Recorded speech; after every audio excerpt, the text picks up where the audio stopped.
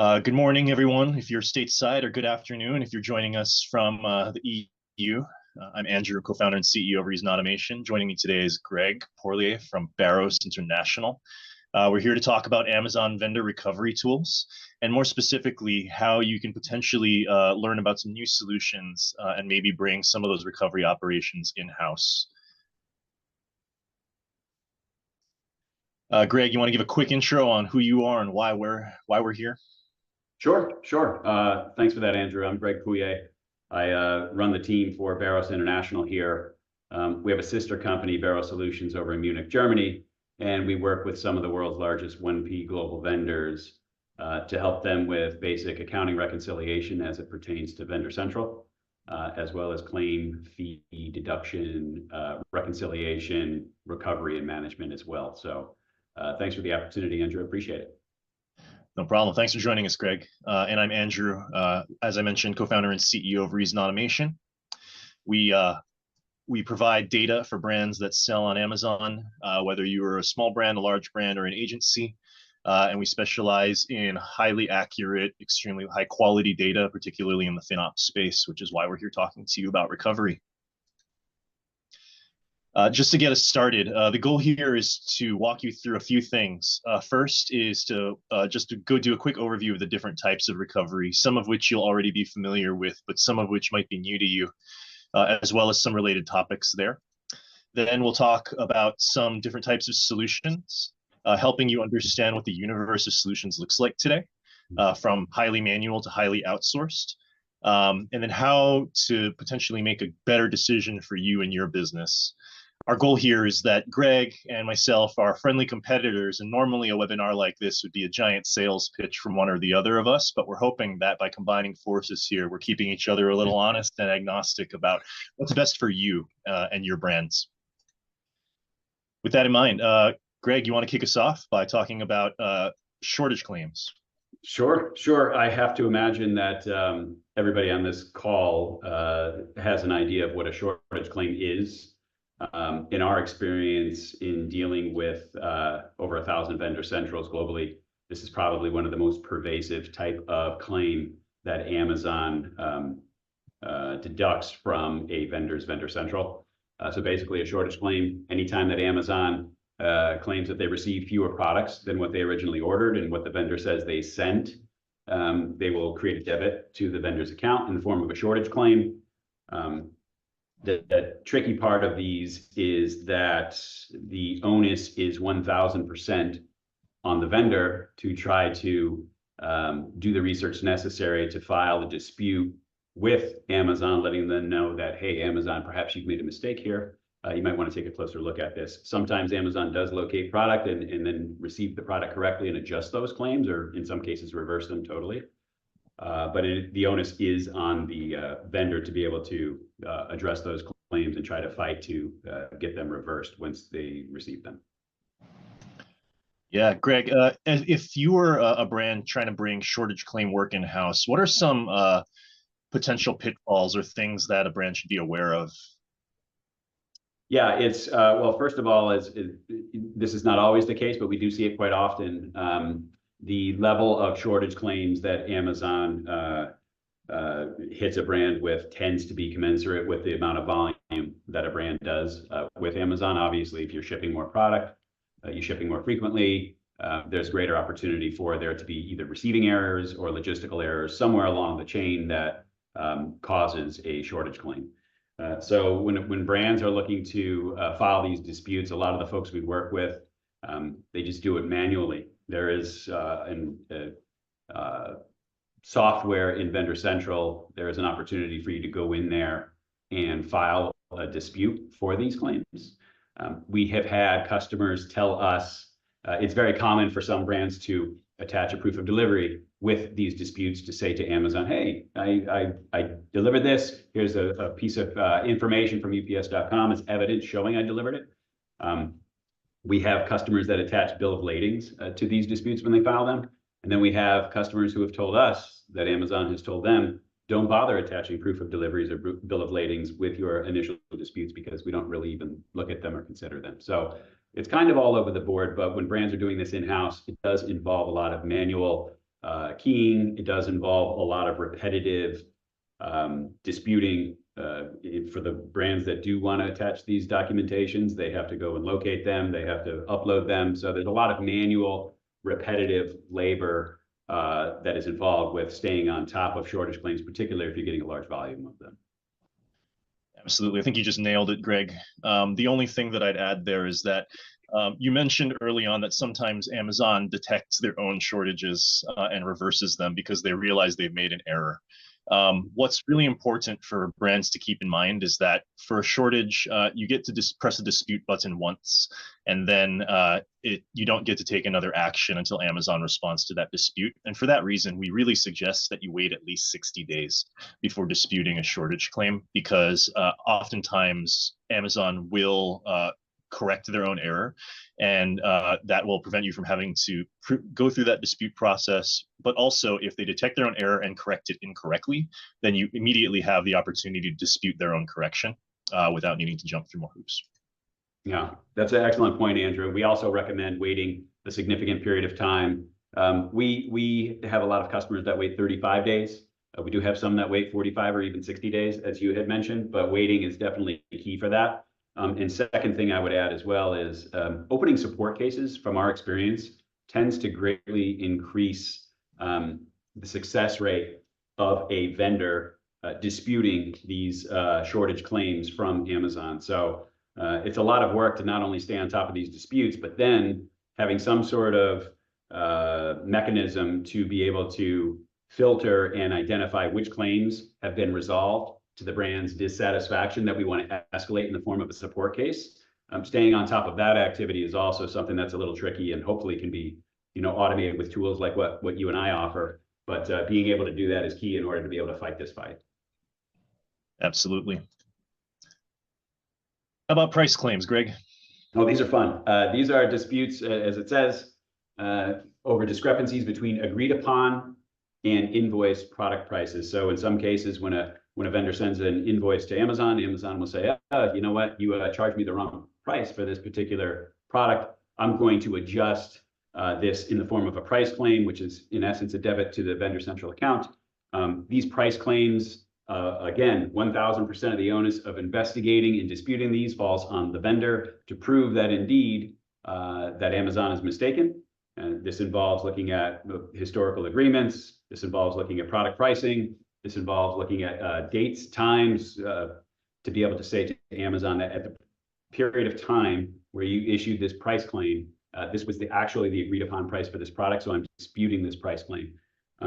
These aren't as prevalent, nearly as prevalent as shortage claims in most cases. And if you're not really altering if you don't have a lot of promotional activity or there's not a lot of price fluctuation between you and Amazon, this really isn't an issue. But we do have some customers where this is an issue that requires work to stay on top of. Agreed. What we found in our experience, Greg, is that the amount of price claim activity that you have to deal with is a little bit in your control, just depending on how you manage pricing with Amazon. And we found that the more that vendors try to use cost increases as a lever, and in particular, vendors who have been told perhaps incorrectly that you can sneak cost increases in, and if Amazon places the PO, then you're okay. This is the consequence of that, is that they might place the PO and you might even accept it and get to bill them for it, but that doesn't mean that you've snuck anything past them. They have the ability to come back later on during their audits and claim value for that discrepancy, and it just leads to more conversations down the line. Yeah, these are usually pretty I wouldn't say easy to recover, but if you're using tools to recover these price claims, a little tip and trick we've seen is if the price claim is under a certain threshold, and that threshold is a few $100s, they tend to have a high degree of recoverability, if you will. It's when they start to get in the higher values that they seem to get a little extra scrutiny on the part of Amazon for you to be able to win those disputes. But you can go back pretty far with these price claims. It varies by geography, but typically you can go back a year, if not more than a year, to try to fight these and get them back from Amazon.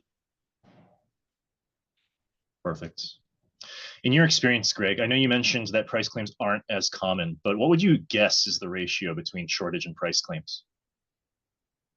Again, varies by brand, but I would say it's probably this is just off the top of my head. I hadn't really ever thought about it. At least a 10x shortage claim to price claim. I've seen at least, if not more. Would you agree with that? Yeah, I would agree that it is a significant ratio. I don't know what the number is exactly, but it's, at least a factor of 3, 4, 5, or even as high as 10 or 20 to your point. Yeah. All right. Quick show of hands if you've ever had to use an open statement with Amazon and you're already familiar with this concept. Go ahead and there's Greg raising his hand, and I'm seeing some raised hands in the attendee panel. Amazing. So for those who don't know, the open statement is the tool that you can use. It's almost like an escalation tool for any unresolved and open claims with Amazon, whether they're shortages, price claims, or anything else. The idea is that the normal dispute process for these opportunities is to go through Amazon's normal tooling, pushing the dispute button, assembling evidence when necessary, opening cases when necessary. However, a lot of brands get intimidated by the fact that there is a huge amount of volume there. And so if you're dealing with, hundreds of price claims and shortage claims, and you may be tempted to try to find a solution that tackles all of them at once. And that's essentially what the open statement is. It's your offer to Amazon to settle all of the outstanding claims that they've identified and that you are preparing to dispute for some sort of offer. And essentially, you are going to aggregate all of the information for all of the open claims, send it to Amazon, and they're going to make an offer, usually of a percentage of the value. There's the open statement is an amazing tool, but it's also very risky. It's powerful. Once you've issued the open statement to Amazon, they almost always respond, but there are two caveats there. The first is that the response time tends to be very, very long.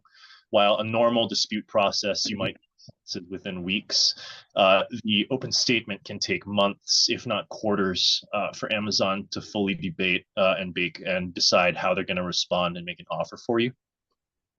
And the second is that it is an escalation tactic. And just like any other escalation tactic, you should be aware of the potential relationship impacts and other impacts on other conversations that you're having when you decide to use the open statement instead of going through the normal dispute processes. So no one can tell you for sure one way or the other authoritatively whether or not this is a powerful option for your business, but you should keep in mind that you have this lever available, particularly if you're not seeing success or less than success than you expected with your disputes.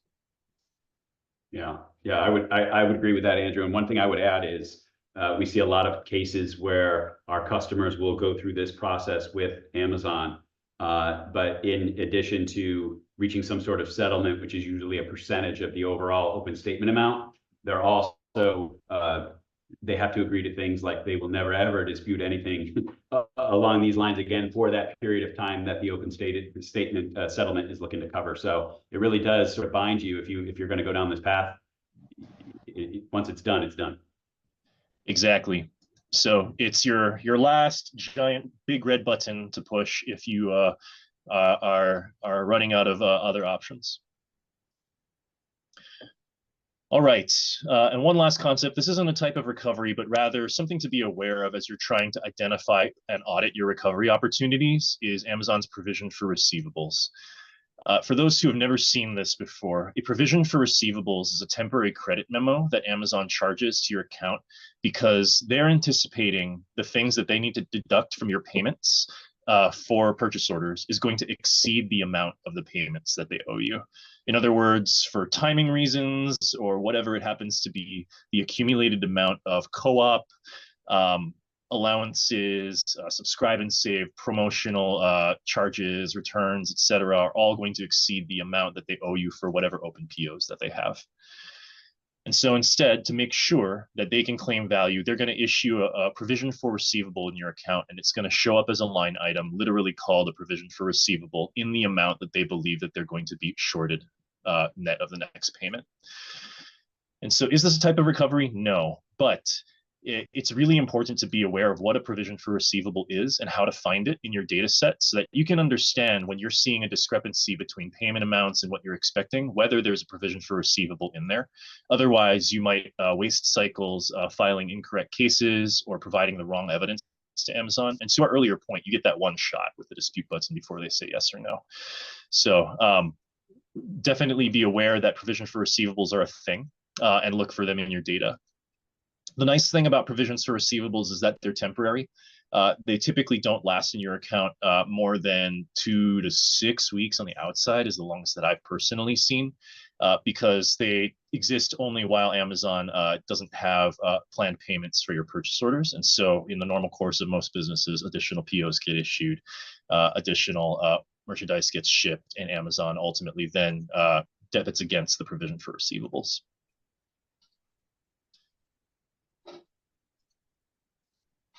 Last but certainly not least are chargebacks. And I think that a lot of folks, when they think about recovery, get fascinated with chargebacks. And it's easy to do that because it's a laundry list of things given to you by Amazon with reasons. And it can feel like a checklist, a piece of homework that is a discrete list of things that you can do to improve your business with dollar values attached that are going to potentially make Amazon happy. And that could be a valid way to look at it. However, in my experience, and Greg, I'm curious to hear yours, we find that the chargeback recovery opportunity is often the hardest and the smallest long term, despite what it looks like. And that's because oftentimes chargebacks are issued for reasons that Amazon is very, very sure about. If they are issuing you a chargeback for something like a carton content accuracy because they didn't think that there were the right things in the box that you sent them, they're usually going to have a reason and some proof point to actually have generated that chargeback with you. And they're fairly accurate about it. And so for the average brand, disputing chargebacks, which happen at the individual item or shipment level and are often less than $100 each, it could be a very labor-intensive and not very fruitful process. But it's super important to keep your eye on chargeback trends and monitor them over time so that you can start to understand not only are there dispute opportunities just starting to crop up, but then aggregating that chargeback performance by product and by issue type also gives you the opportunity to understand if there are trends you can diagnose and work on upstream. Just because you can't dispute chargebacks very easily doesn't mean that they're not a super useful signal of your recovery opportunities and your prevention opportunities.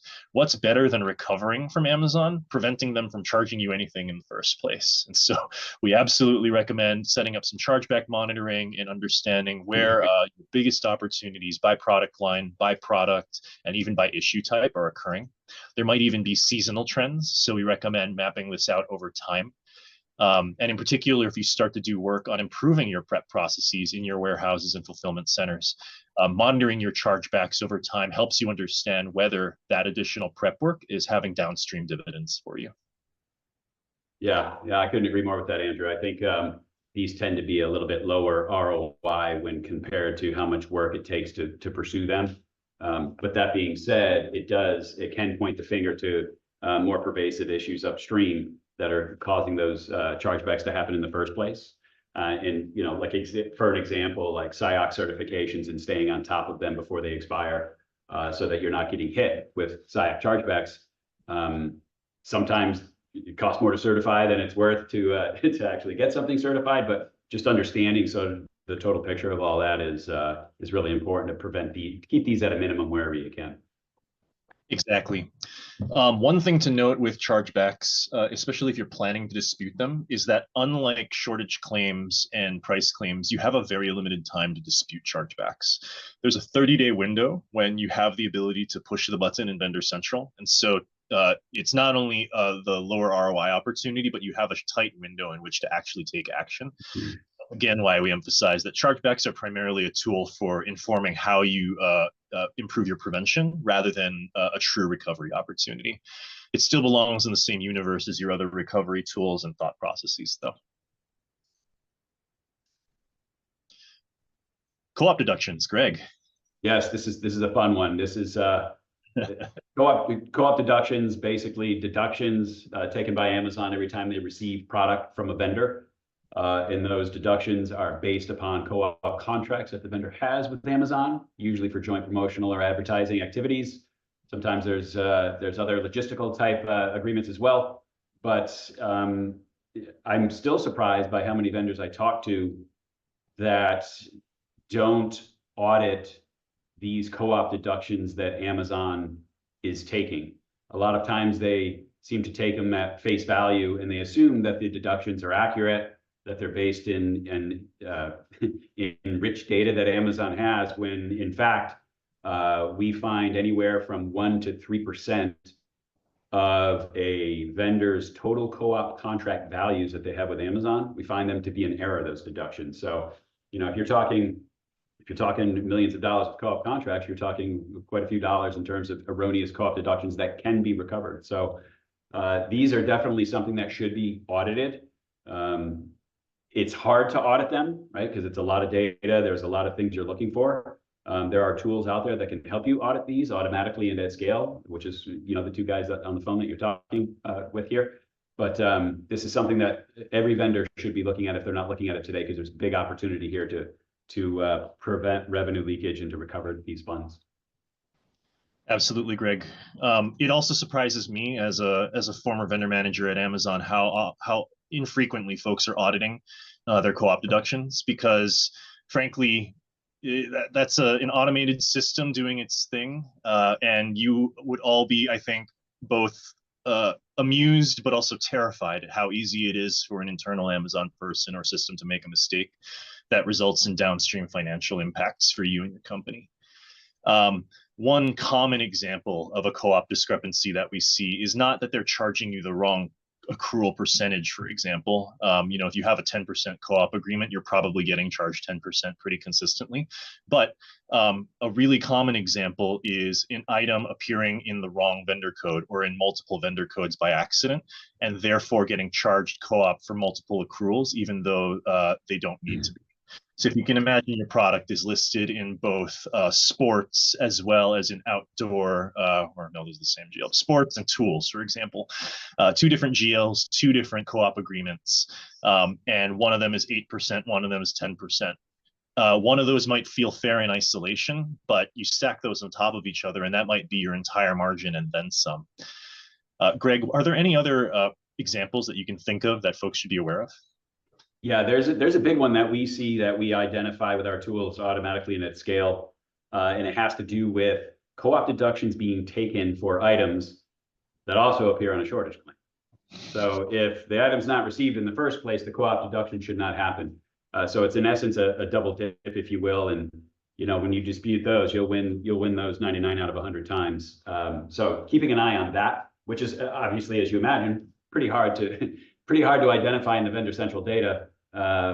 This particular product got charged a co-op fee, but it also appears on this shortage claim over here. So that's why tools are critical for identifying this type of activity and remedying it. Yeah, and just to add more detail there, when we say tools, we don't just mean that you need like a dashboard or something to actually look at this stuff in a little more friendly way than the PDFs that Amazon gives you. We mean that you need to be able to actually structure the data differently and look at by item or by product all of the things that might be impacting that product. And that's the only way that you're going to find, for example, even think about the idea of shortage claims and co-op interacting. If you're looking at those things side by side, the only way that you're going to find products being overbilled for co-op because they appear in multiple agreements is if you're aggregating your co-op by product rather than by agreement. Yeah, great call out, Andrew. All right. It's a lot of different types of recovery out there, and we know that folks on this call have been inundated with different types of solutions in the market. When Greg and I got into this business, even before we got specifically into recovery, this was a completely manual process for pretty much everybody.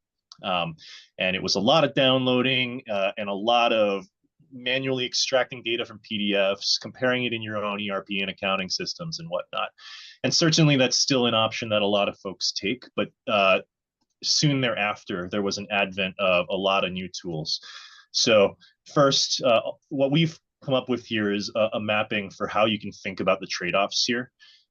There are multiple different attributes for different recovery solutions, but we really think it comes down to a trade-off between cost and your resources, mainly. And we'll go into a decision-making model a little bit later, but just to map the universe for you, all the way on this side of the spectrum where there's no cost, but a ton of your resources are required, is your manual processes. Your existing teams, whether that's your Amazon sales team, your recovery team, your FinOps team, your AR team, going into Vendor Central and doing this recovery completely manually. That's certainly better than nothing, but if you're doing that, I imagine it hurts a lot and it certainly doesn't scale. And then shortly, very quickly, a lot of commission-based outsourcing services came onto the scene, and you're probably familiar with a lot of these like ChargeGuard and DimeTide, et cetera, who promise to take on as much of the work as possible for a percentage of the recovered money. And that was a very attractive offer to a lot of brands. But over time, I think a lot of brands are realizing, number one, that's a very high price to pay. Number two, that a lot of these services are not doing as much as you would hope that they would do in terms of recovering for your business. And then number three, that, you know, long term, there's got to be more operational opportunities and efficiency opportunities for you to bring some of these solutions in house. And that's where Greg and I come into play here. So at Reason Automation, we see ourselves as being a solution that helps equip your internal resources with much better tooling. We don't automate away significant chunks of the process, but instead our dashboards and data sets help empower your existing AR team, FinOps team, or your sales team to potentially do some of this work themselves, as well as start to understand some of the business strategic trends around it. Greg, how would you talk about Baros's position on this spectrum? Yeah, I think, thanks for that, Andrew. I think it's, we've positioned ourselves, we've created a product that empowers a vendor's team of people who might be already doing this manually. You know, the business continues to grow, more and more workload for this team. This team now needs help to be able to stay on top of all of the claim, fee, deduction, recovery, stay on top of all the accounting reconciliation associated with Vendor Central. This tool empowers them, reduces their workload tremendously, identifies revenue leakage at scale, and will recover that revenue leakage at scale as well. So I think this is really empowering a vendor's team to be more efficient and more effective. Awesome. All right, now the fun part, how to actually make a good choice for you and your business. So Greg alluded to this earlier, but we see it as a function of two major things. So one is your specific business's recovery opportunities. Not every business has the same level of issues and leakage with Amazon, and it's important for you to actually do an analysis on what your opportunities look like. These are often a function of the size of your business, first and foremost. So if you're only doing $1 million a year with Amazon, your opportunities are going to look a lot less and a lot different than if you're doing $100 million a year with Amazon. It's just a function of the number of POs they place, the number of shipments that go through the barns, et cetera, and the more opportunities for errors and discrepancies. The second is the complexity of your business.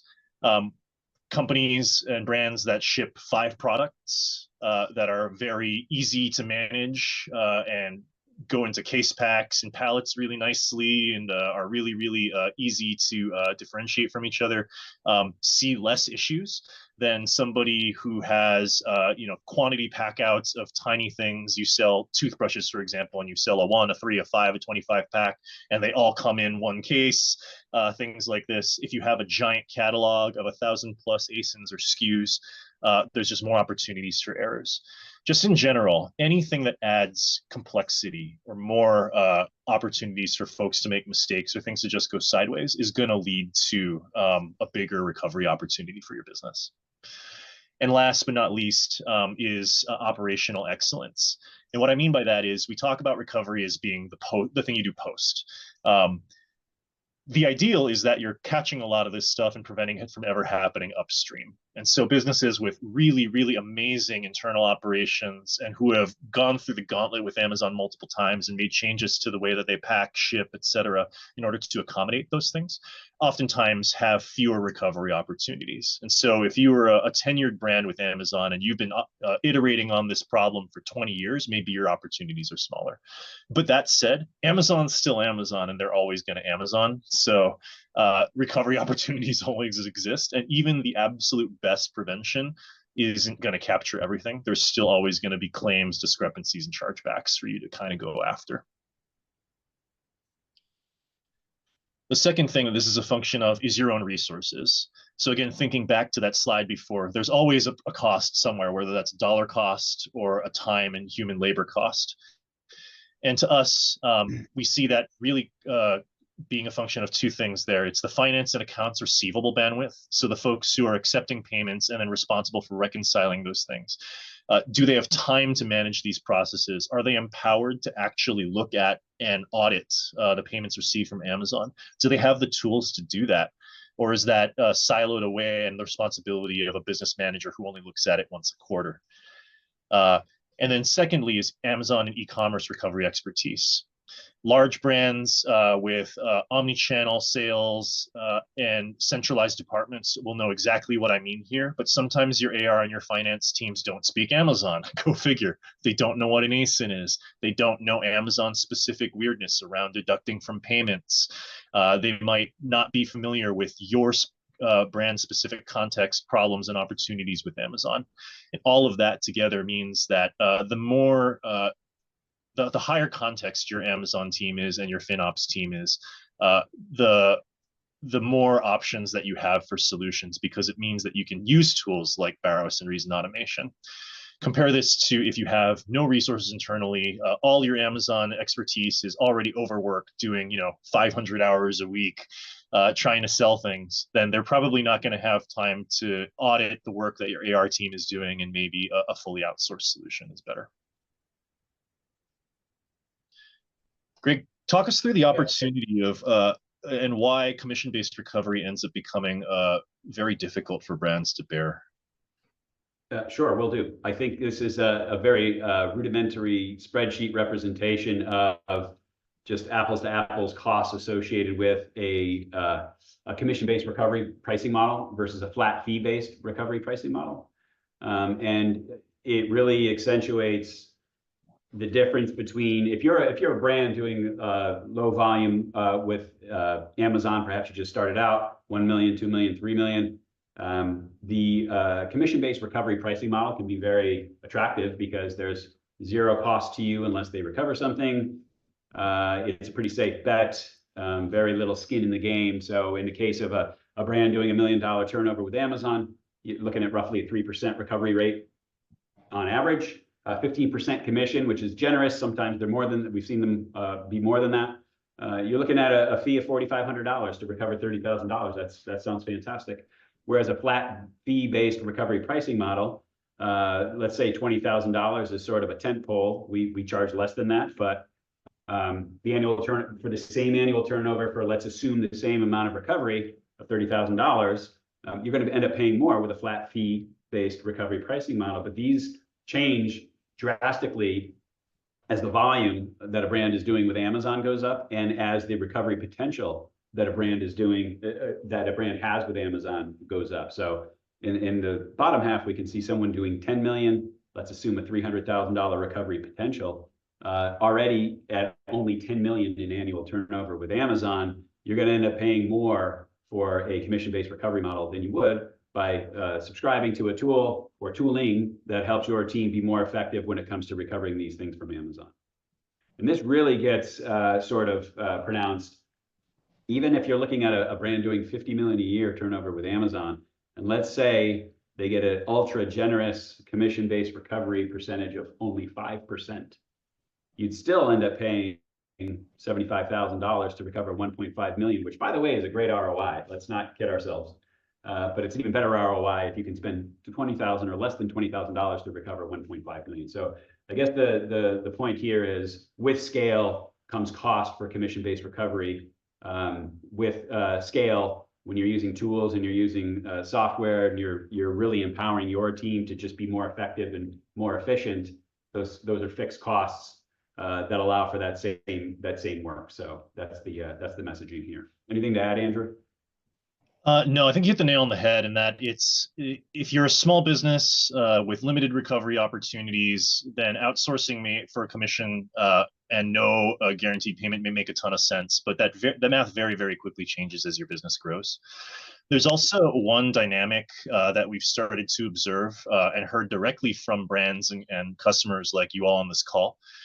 As the commission-based recovery space has gotten more competitive, you've probably seen more and more companies springing up and driving down that commission rate lower and lower. And that can be exciting to a lot of folks. But what we're finding is that the level of service has been rapidly declining as well. And that the feedback that I hear from a lot of prospects and customers who are using those commission-based recovery services is that as the commission rates go down, the depth and the breadth of the cases that they pursue has decreased as well.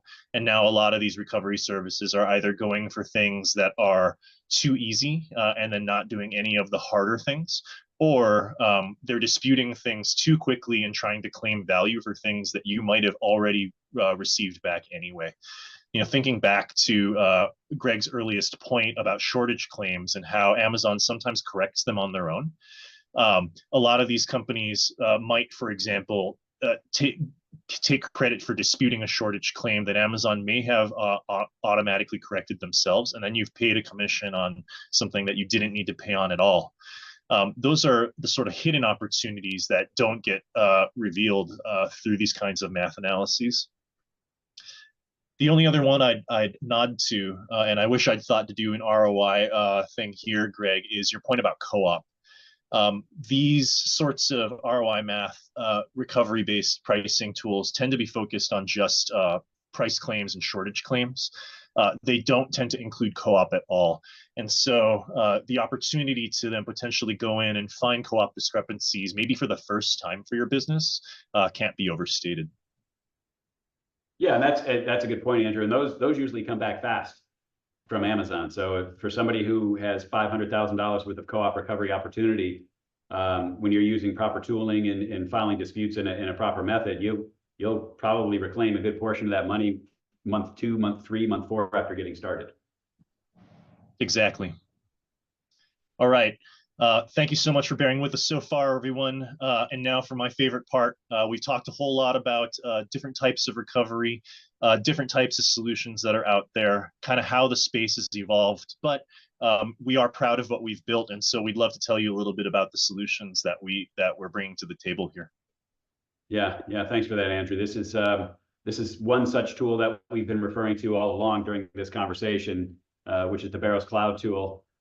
We do have a lot of effort has gone into putting together something that, again, can empower a vendor's teams to be able to better and more quickly reconcile Amazon Vendor Central accounting data. So understanding payments to invoices, understanding deductions being taken without receipts being provided, perhaps deductions being taken that Amazon's not entitled to because they're not necessarily paying on time, but they're taking that pay on time deduction. But then on the flip side of that, automatically deducting or automatically determining revenue leakage opportunities in the form of a co-op deduction taken for something that also appears on a shortage claim. That requires a different look and analysis of the data that is in Vendor Central, and this tool does that. So these things that we've been talking about all along, a nice tool to give your team something that is a fixed cost, but allows them to greatly increase their efficiency and their effectiveness of managing Vendor Central and fighting the claim deduction fee recovery fight.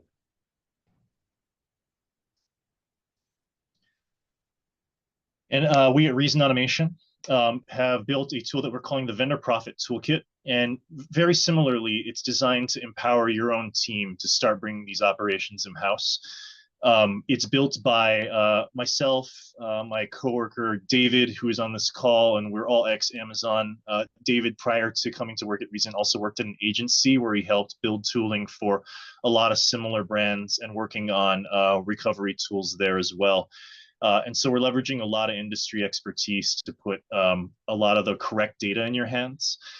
Things that we're proudest of are not only helping you connect the dots between your co-op, your invoices, your purchase orders, your deductions, your disputes, et cetera, but then also helping you make sense of a lot of the most complicated data sets that lie within that. For example, those of you who are doing invoice research have often noticed that Amazon loves to add suffixes to your invoices to make it even harder to connect the dots between them. Every time there's a shortage claim and a shortage claim reimbursement, you see a new invoice variant, etc.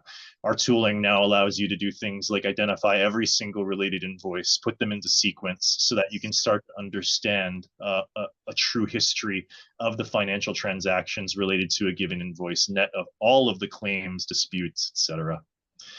We also give you direct access to the underlying data in a SQL database. And so if you're a data nerd like me, that might be very exciting for you because you not only get the opportunity to work with this data in a dashboard, you can bring it directly into your ERP or other tools for further analysis, maybe even some machine learning and identification of opportunities beyond the manual.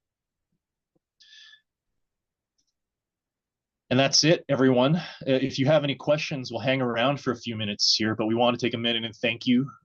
We know it's early if you are in the West Coast and late if you are in the UK or the EU.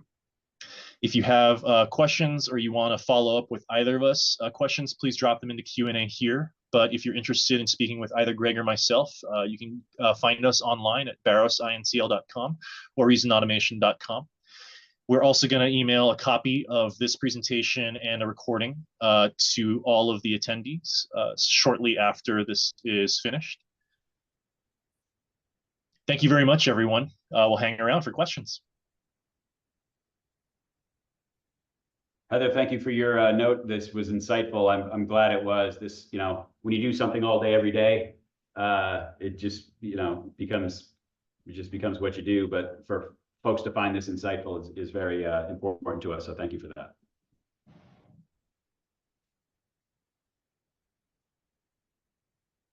Mr. Ryan Burgess has a question. Andrew, you see it there? Yes, I do.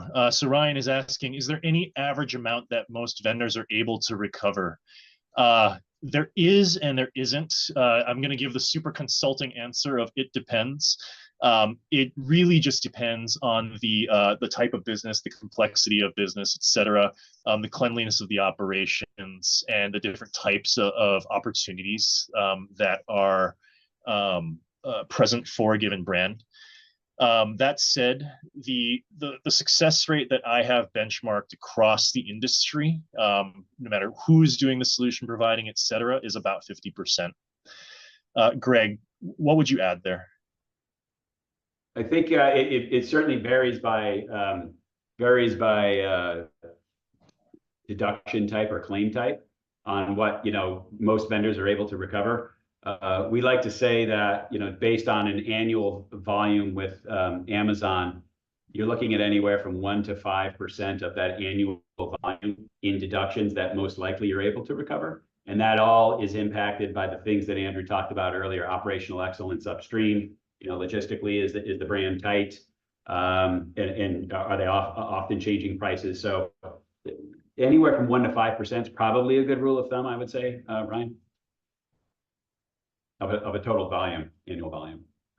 Looks like Ross Simpson, is there a limit to how far back in time you can go when auditing potential incorrect co-op charges with Amazon? And I'll weigh in here, but I'd love your take on it, Andrew. It varies. It varies by geography. So what we found is, as we're an international company, we can go back 2 years or a full 24 months to audit and dispute and recover inaccurate co-op charges in the United States. That is different in Europe. In Europe, in some countries, you can go back 3, 4, 5 years. So it really varies by geography, but in the US, it's 2 years. That's exactly right, Greg. The only nuance I'd add there is that this information is actually enshrined in your vendor agreement. Part of what you agree to when you sign that vendor agreement is the terms for how far back both you and Amazon can go back to dispute these things. And so check your agreement for what those terms look like. They're almost always what Greg just said, but it's possible that there's additional nuance that you can pick up from there. Yeah, and I see, Heather, I think that's more of a comment than a question. Unless I'm mistaken there, Andrew. Should we go to the Nathan question? Yeah, Heather, feel free to clarify the question. But in the meantime, let's jump to Nathan. So, starting at zero experience with this topic in Vendor Central, what's the first type of reimbursement you would recommend someone researches for recovery? Uh, I'm gonna trumpet shortage claims, shortage claims, shortage claims, and then also shortage claims. Greg. I would add shortage claims. And the reason for it, it's the biggest, if not the second biggest one next to co-ops. But number two, Amazon does a really nice job of listing all of the shortage claims for you right in front of you in Vendor Central. So you just go in there and you get started. Whereas co-op auditing, Amazon does not give you a list of times that they accidentally charge you too much in co-op fees. That requires research, that requires diligence. So definitely shortage claims for sure. Yep. All right, we've got a question from Isidra. If Amazon reported to me that there are product quantities that have been sent extra to their FC, how viable is this? If I'm understanding your question correctly, you're asking that if Amazon reports that you've shipped extra product to the FC rather than a shortage, is there an opportunity for you to recover there? The answer is absolutely yes. The methodologies are going to be a little bit different. Typically, what Amazon will do there is rather than try to return and incur any costs there, they'll try to understand whether they can take that on and just hold it as extra inventory and extra weeks of cover if your demand allows for it. But if they are objecting and they want to return it or do something else, then they'll usually let you know. Their propensity to do that is going to depend on their terms with you. So if you have very, very, very generous return allowances with them or return terms, then they might send it back. But otherwise, try to get them to keep it. And if they do, make sure that they pay you for it.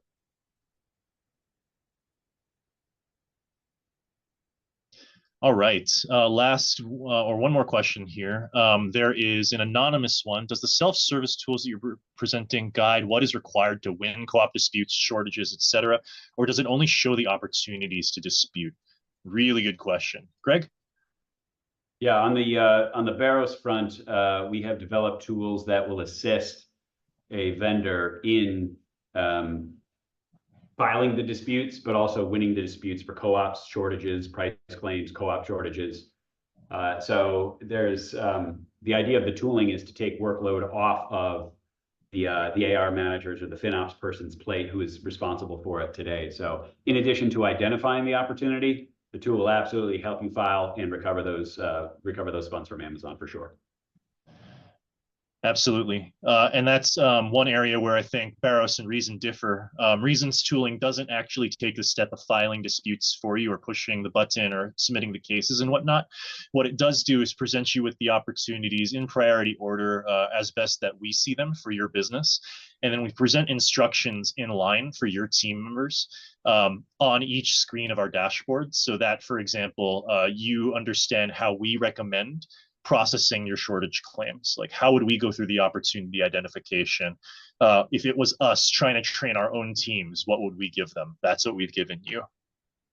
Yeah, and that's a good point, Andrew. I think when Andrew had the spectrum view earlier in terms of cost, in terms of resource, different solutions fall in different places along that spectrum. And actually, Andrew said this to me months ago, and he's absolutely right. So it depends. I think a lot of it depends on a brand's the resources they have in-house. A lot of it depends on the skill set within those resources that they have in-house and how they're doing it today in comparison to how they could potentially be doing it, where the majority, where is the biggest area for wins for that brand to go from how they're doing it today to going to something that's a little bit more using tools and using data. So I think a lot of that has to be considered when brands are looking at, what do I do to try to, remedy this situation?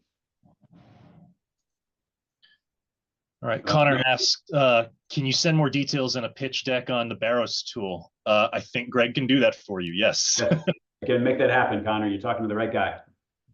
Absolutely. Another question from Isidra is it possible to switch to a different key account manager on vendor? The one that we have doesn't answer our messages. And I wish I could open this up to everybody else on this call, because I imagine that most attendees on this call have experienced this pain of a vendor manager not being responsive or disappearing or what have you.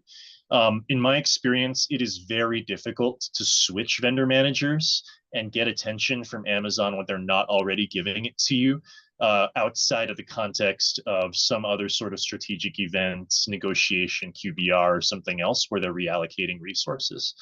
The unfortunate fact is that a lot of VMs have 500, 1,000 plus brands that they're technically responsible for managing, which means that they cannot possibly talk to all of them.